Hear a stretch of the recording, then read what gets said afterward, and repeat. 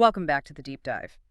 So, our mission today is to cut through all the clutter around one of the most frustrating things in learning anything, really, consistency. Hmm. We're looking at it through the lens of learning English, but honestly, these principles apply to, well, to anything you want to master. We've gone through a stack of sources, behavioral science papers, linguistic studies, learner diaries even, Right. and they all seem to suggest that the whole study hard approach is, well, it's almost rigged for failure. We need to find ways to turn that hard effort into something more like a natural flow. That really is the core challenge, isn't it? I mean, everyone starts with so much motivation. That initial energy is just fantastic, but the data is so clear for almost everyone, staying consistent day after day. When the novelty is gone. Exactly, when the novelty wears off. That's the point of collapse. It's not because people don't want it. The desire is there. It's just that the method doesn't really match up with human psychology. Yeah, precisely. We're always told consistency is about, raw discipline. But if that was true, everyone would be fluent. What our analysis found is this really fascinating insight that consistency is way less about brute force and far more about building these tiny, almost invisible daily habits. Yeah. Things built for repetition, not for intensity. We have to stop seeing learning as this heavy thing we have to do. And start treating it more like a light ritual. Yes, exactly, a light ritual. So let's unpack that first big mistake, the one that just derails so many motivated learners. We start out, we're full of enthusiasm, and right away we set these huge, completely unrealistic expectations. Oh, yes. We promised ourselves, okay, 1 hour of intense grammar every single day, and I'll be fluent by summer. That is the expectation trap. And it is a killer. The research shows that people quit not because they're lazy, but because they set a goal that just doesn't work with how our brains are wired. We want a payoff, right? And when you set these monumental goals, you expect monumental results, and you expect them fast. And when those huge results just don't show up after a week, which of course they never do. Never. And your brain, it interprets that gap, the gap between your expectation and reality, as failure. Ah, okay. That's the key. Yeah. Real progress, especially in language, is so subtle. It happens quietly. You don't notice it on Monday. You don't notice it on Tuesday, maybe not even the next week. It's 6 months later when you suddenly realize you understood a whole conversation that you couldn't before. Right. If you're always looking for that giant leap forward, you're going to miss all the tiny critical steps you're actually taking along the way. That's so interesting. So if consistency isn't just about the time you put in the volume, then what's the actual psychological component we should be trying to build? It's patience, but an active kind of patience. We usually think of patience as just passively waiting. But in learning, it's that sort of calm inner strength that lets you keep doing the routine, even when the feedback is slow Yeah. or non-existent. It's a rhythm. It's a rhythm, exactly. This active patience gives your learning a stable rhythm. If you just let yourself move slowly, that soft, steady beat keeps your English alive, even when the hard parts, slow you down. There is this classic anecdote in the sources about this. Yeah. Someone trying to learn Spanish with this huge goal. Yes. 2 hours. Yeah. Every single day. And the person was highly motivated, but the goal was just too heavy. By day 4, they were exhausted, felt like a total failure, and just quit. So that's the big goal trap. That's it. When the effort feels overwhelming, your nervous system basically sees it as a threat, a huge drain on your resources. So it shuts down the engine. You're fighting your own biology at that point.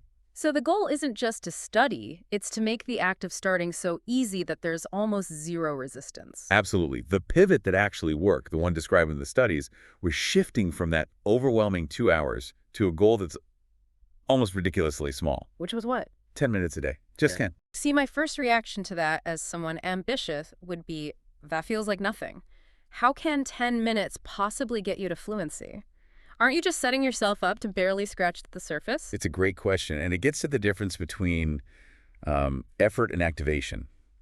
10 minutes is the smallest possible effort you need to get over the activation energy. That's the psychological hurdle of just starting the task. Okay. Once you're over that hurdle, you create momentum. And how do you define that momentum in this context? Momentum is just that natural push that keeps you moving once you're already in motion. Yeah. It's like a bicycle, right? Yeah. The hardest part is that first push from a dead stop. Once the wheels are turning, they want to keep turning. So by committing to just 10 minutes. You're guaranteeing you do the hardest part, the start of every single day. And here's where the magic happens, right? According to the research. Once you have that momentum, those 10 minutes often just naturally become 15 or 20 without you even trying to force it. Exactly. The flow just extends itself. You didn't need discipline to get to 20 minutes. You just needed the discipline to start the first 10. And this builds confidence because you're beating your goal every day instead of failing to meet some huge 2-hour obligation. Like watering a plant. Right, it's like tending a garden. You don't flood it once a week. You water it a little bit every day. That's what keeps it alive. And to make that habit even stickier, you turn it into something automatic, a ritual. Yes, this is key. You link the new habit to one you already have. This makes the learning process feel automatic, so you don't even have to make a decision about it. And we call it a ritual because it's a habit you approach with, a bit of care. For example, For example, listening to an English news update while the kettle boils. Or maybe doing 5 flashcards right after you buckle your seatbelt in the car. so your routine becomes the trigger. English stops being this separate, stressful thing on your calendar, and it just becomes the next natural step in the chain of events you already do. Mm. Okay, so once we get that daily rhythm going, we hit another wall, the retention problem. We can listen and read all day, but if we never look back, our brain just lets it go. It just drifts away. If you're not reviewing strategically, your brain essentially flags that new word or grammar rule Yeah. as disposable. It's like writing on sand. Yeah. The memory just gets washed away by the next wave of information. So we need to shift from just studying new things to actively retaining them. Exactly, holding on to that memory. And the secret isn't studying harder, it's reviewing smarter. Which brings us to a specific technique the experts all highlight, spaced repetition. It sounds technical, but the idea is pretty simple. It's all based on something called the forgetting curve. We know that we forget most new information really, really fast unless we do something about it. Mm-hmm. Spaced repetition is that. That's strategic intervention. So instead of cramming 30 new words and then never seeing them again, Right. The technique schedules a review for you right at the moment you're about to forget the word. so if I learn a word today, why is it better to see it again in 3 days and then maybe a week instead of just reviewing it tomorrow? Because tomorrow is too soon. The memory is still fresh. When you wait a few days, your brain has to work a little harder to pull that memory back. And that struggle, that effort, is what actually makes the connection stronger. It's like lifting a weight for your memory. A perfect analogy.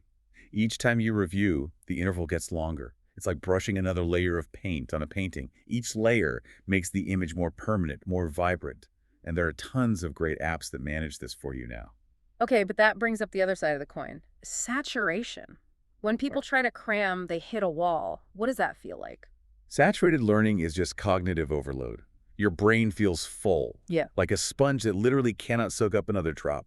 You're staring at the page, your eyes are moving, but nothing is sticking. And that's not just inefficient, it's actually bad for learning. It's terrible. Forcing information into an overloaded brain produces stress hormones, which actively get in the way of forming new memories. So the advice here, which feels a little counterintuitive, is to actually respect that saturation point. Yeah. A 5-minute, super focused review is better than a stressful, distracted hour. 1,000 times better. The research on this is so clear. Yeah. The quality of your attention beats the quantity every single time. Put the phone away, clear your desk, and give the material 5 minutes of your real, undivided attention. That little burst is what builds the memory. And you walk away feeling like you won, not like you're defeated. If we zoom out a bit, we have to talk about emotion. Our sources kept coming back to this idea that emotion is what gives memory its power. This is such a fascinating area of cognitive psychology. Emotion acts like a high-voltage charge on a memory. If you're just intellectually processing a word, it's a temporary file. Okay. But if you laugh or cry or feel this intense curiosity while you encounter that word, maybe from a line in a movie or a great book, that emotional context tags the word as important.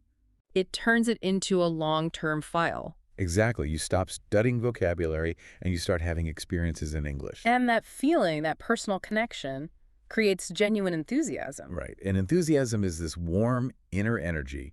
We all rely on discipline, but discipline runs out. It's a finite resource. Enthusiasm. Yeah. That can be self-renewing. Sometimes the best kind of consistency comes from just the pure joy of it all, not from forcing yourself. And that joy then leads into the last piece of this puzzle, which is the environment, environmental immersion. We always hear you have to move abroad to get fluent, but the research says you can actually bring the English world right to you. Oh, you absolutely can. Your environment has this huge, often invisible influence on your habits. The goal is to make English feel inescapable, but but in a good way, not in an overwhelming way. So what are some practical steps, things you can do right now without, buying a plane ticket to London? Simple things. Immediate things. Change the language on your phone and your computer. That's a big one. Start following social media accounts that post in English about things you already love, cooking, science, sports, whatever. And the old school trick of labeling things. Still one of the most effective. I mean, putting a sticky note that says mirror on your mirror and cup on your cup. It feels a little silly. But it feels silly, but it works. Every time you just passively see that label, you're reinforcing the connection. Your brain starts to absorb the language naturally, subconsciously. The language stops feeling like this scary foreign thing you have to conquer, and it just starts to feel like the normal air you breathe. Okay, so we've built the system. Small goals, smart reviews, an immersive environment. But now we have to talk about the reality. The off days, the days you wake up and your brain just screams, "No more English today." We have to validate those days. Yeah. There are going to happen. It's a universal thing. If your goal is perfection studying every single day, no matter what, you are absolutely setting yourself up to be disappointed. And this brings us to what might be the most important point from all the research. I think so, which is that consistency does not mean doing something every single day. So, Yeah. what is the real definition of consistency then in this learning process? Consistency means coming back after you rest. That missed day isn't a failure. It's often just a pause your brain needed to process information or just recover some energy. The real failure isn't missing one day. It's letting that one day turn into 2 weeks. Exactly. It's letting the guilt stop you from coming back. Ah, the guilt, that heavy feeling of you broke the streak, you failed.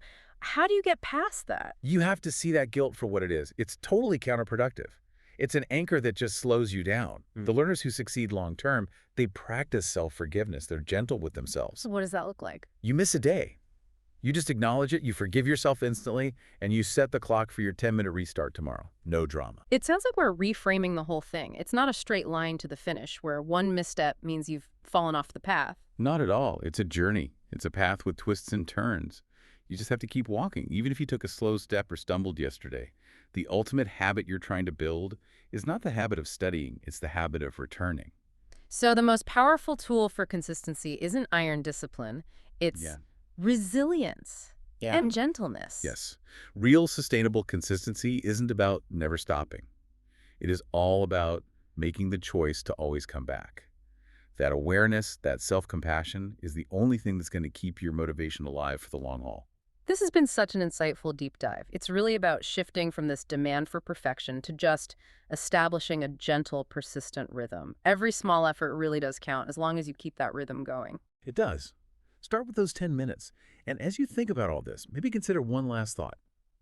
If you stop treating English as just a subject to study and start treating it as a lived part of who you are, just a piece of your daily rhythm, what new possibilities does that open up for your learning speed and maybe more importantly, for your sustained enjoyment of the whole process?